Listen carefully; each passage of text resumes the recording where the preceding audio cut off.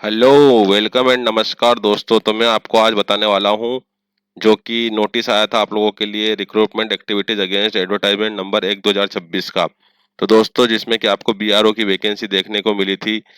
तो मैं बता देता हूँ आप लोगों को, जैसे यहाँ पर लिखा है ड्राफ्टमैन, है ना। तो ड्राफ्टमैन के लिए क्या वैकेंसी होने वाली है दोस्तों, तो ये बता चुका हूँ मैं ऑलरेडी आप लोगों को, तो एक बार और देख लेते हैं हम लोग।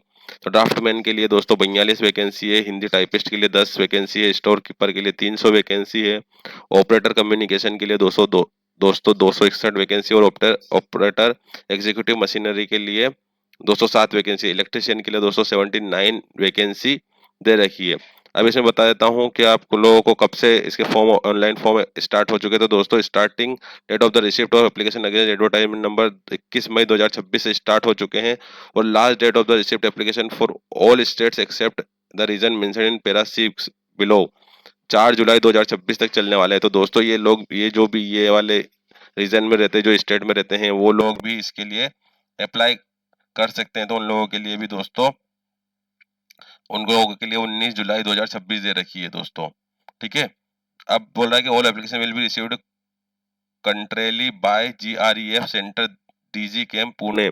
तो ये जो आप लोग एप्लीकेशन भेजेंगे दोस्तों, ये कहाँ पर जाएगी आपकी, GREF centre DG camp Pune, है ना। तो ये आप लोग जो ऑफलाइन, ये दोस्तों ऑफलाइन फॉर्म भरना है आप लोगों को, मैं बता देता हूँ डिटेल वाइज क्या से क्या फॉर्म रहने वाला है। फिर बोल रहा है वो कि list of eligible and non eligible candidate of for issue of call letter will be prepared certainly at GREF centre DG camp Pune 411015। तो जो लिस्ट में रहेगी एलिजिबल कैंडिडेट्स और नॉन एलिजिबल कैंडिडेट्स की, वो इश्यू होगा और प्रिपेयर करेंगे call letter GREF centre DG camp द्वारा। ठीक है। फिर control number for application will be considered 08 digit and it will be used as index no while conducting OMR based written test. कोई भी इसमें रिटन टेस्ट नहीं होगा दोस्तों। ठीक है।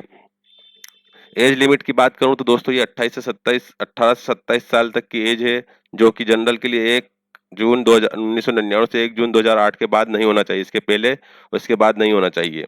ठीक है। फिर इसमें ओबीसी के लिए 1996 के पहले नहीं होना चाहिए और 2008 के बाद नहीं होना चाहिए। एससी एसटी के लिए इसके पहले नहीं होना चाहिए और 2008 के बाद नहीं होना चाहिए। ठीक है दोस्तों। फिर following post are been identified in general reserve engineer force BRO और appointment of person with benchmark disability as relevant government orders. ठीक है। नेक्स्ट देख लेते हैं दोस्तों। इसमें बता चुका हूँ मैं, ये एडवर्टाइज उन्होंने दे दिया है, ये वैकेंसी की इन्फॉर्मेशन दे दी है सारी, ये मैं ऑलरेडी बता चुका हूँ कहाँ पर कितनी वैकेंसी है। ठीक है। नेक्स्ट आ जाते हैं हम लोग। अब इसमें आप लोगों को पे स्केल क्या रहने वाला है, वो मिलेगा डियरनेस अलाउंस, एचआरए भी मिलेगा, house rent allowance, transport allowance, hard and risk allowance और payable as per government of India rules in force, है ना। तो जो रूल्स है गवर्नमेंट के, उसके अकॉर्डिंग आपको सारी चीजें मिलेगी दोस्तों, है ना। ये इसकी आपके और डिटेल नोटिफिकेशन के लिए www.bro.government.in पर आ जाना है और यहाँ से एक नोटिफिकेशन डाउनलोड करना है। ठीक है। अब आवेदन पत्र भरने से पूर्व कृपया विज्ञापन को ध्यानपूर्वक पढ़े, तो है ना, विज्ञापन को आपको ध्यानपूर्वक पढ़ना है। ठीक है। सारे मानदंड रहेंगे इसमें। एप्लीकेशन ये देख लेना दोस्तों, रिसिप्ट ऑफ एप्लीकेशन है जो है वो 21 मई से स्टार्ट हो चुकी है। ठीक है। और एज कैलकुलेशन रहेगा दोस्तों 18 अप्रैल 2026 तक रहेगा इसमें। ठीक है। अब बोल रहा है कि वो application sole should be printed on a good quality ए4 साइज बॉन्ड के GS75 GSM पेपर पर आपको प्रिंट निकालना है इसका ऑफलाइन फॉर्म, है ना। और using one side only and admit card to be printed on both side of single paper as per the format available on the website along with this instruction. ठीक है। तो आप लोगों को इस टाइप से ये सारी चीजें इसके अंदर दोस्तों देने हैं। और application will be filled up Hindi और इंग्लिश दोनों में आप लोग भर सकते हैं, इसके अलावा कोई सी भी लैंग्वेज में नहीं भर सकते दोस्तों। ठीक है। बोल रहा है कि application form and admit card with no thumb and ineligible impression और विल बी रिजेक्टेड। इसमें अगर आप लोग फोटोग्राफ या कोई सिग्नेचर में कोई मिस्टेक होगी या थंब में कोई मिस्टेक होगी तो आप लोगों का फॉर्म रिजेक्ट कर दिया जाएगा। ठीक है। और कैंडिडेट का जो लेटेस्ट फोटोग्राफ होना चाहिए मोर देन 3 ईयर से 3 मंथ से पुराना नहीं होना चाहिए दोस्तों। फोटोग्राफ मिसमैच नहीं करना चाहिए। ठीक है।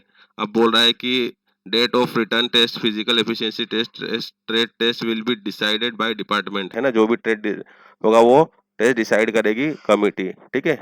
SC ST के लिए जो भी इन लोगों ने फॉर्मेट रख रखा है वो फॉर्मेट आप लोगों को देना है। एक्सपीरियंस सर्टिफिकेट है अगर तो आपके पास देना है। ये सारी चीज़ें इसमें आप पीडीएफ के माध्यम से देख लेना दोस्तों, तो आप लोगों को पता चल जाएगा क्या देना है क्या नहीं देना है। ठीक है, ये सारी इंस्ट्रक्शन आप एक बार पीडीएफ के माध्यम से देख लेना इसमें, है ना। ड्राफ्टमैन के लिए क्या एज रहने वाली है दोस्तों, है ना। हिंदी टाइपिस्ट के लिए एज लिमिट क्या होना चाहिए, स्टोर कीपर की, ये सारी चीज़ें इसमें दे रखी हैं यहाँ पर पॉइंट वाइज। एससी एसटी के लिए 5 साल की छूट है, ओबीसी के लिए 3 साल की छूट है, अग्निवीर के लिए भी इन्होंने दे रखी है दोस्तों छूट। ठीक है,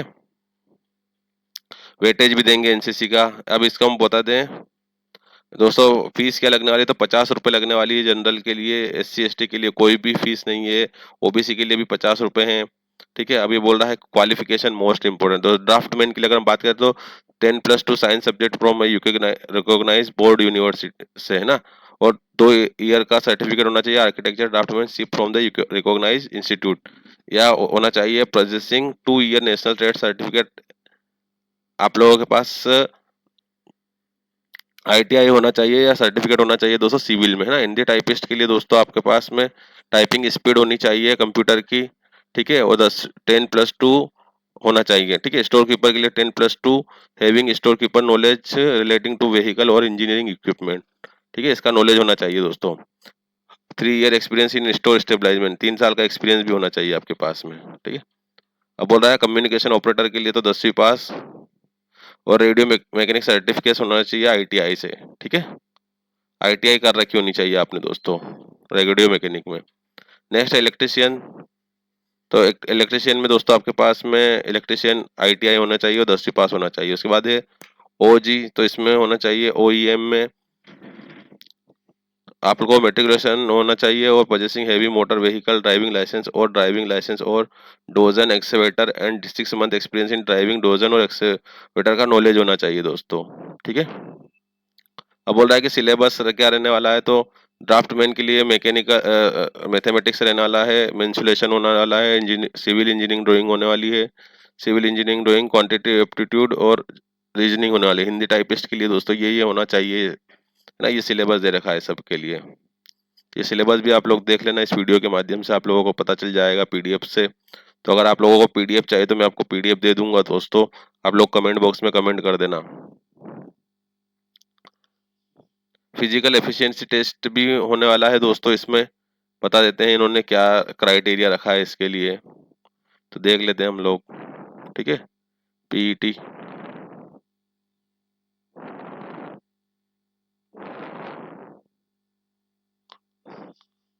तो दोस्तों इसमें सर्विस बॉन्ड पे स्केल आपको मिलने वाला 5,200 20,200 तक।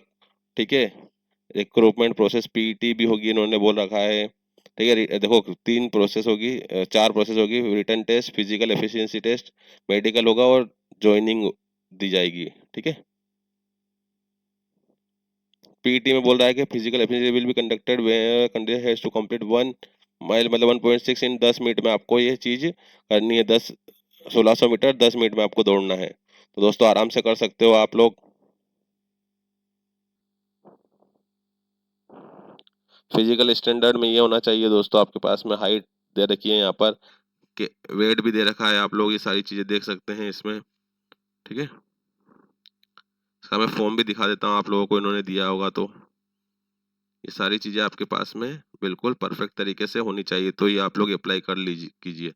ये दोस्तों ऑफलाइन फॉर्म दे रखा है, तो आप लोग इसकी वेबसाइट से जाकर डाउनलोड कर सकते हैं। आप लोग कमेंट बॉक्स में कमेंट कर देना ताकि आप लोगों को मैं ये फॉर्म प्रोवाइड कर दूं। और अगर कोई भी प्रॉब्लम आती है तो दोस्तों आप लोग मुझसे डायरेक्ट कॉन्टेक्ट कर सकते हैं। ठीक है, तो इस टाइप से ये फॉर्म होने वाला है। तो आप दोस्तों अभी तक आप लोगों ने अगर मेरे चैनल को सब्सक्राइब नहीं किया तो आप लोग चैनल को सब्सक्राइब कर दीजिए और बेल आइकन को प्रेस कर दीजिए ताकि ऐसी महत्वपूर्ण जानकारी आपको टाइम टू टाइम मिलती रहे। धन्यवाद दोस्तों, आपका दिन शुभ हो। हेलो।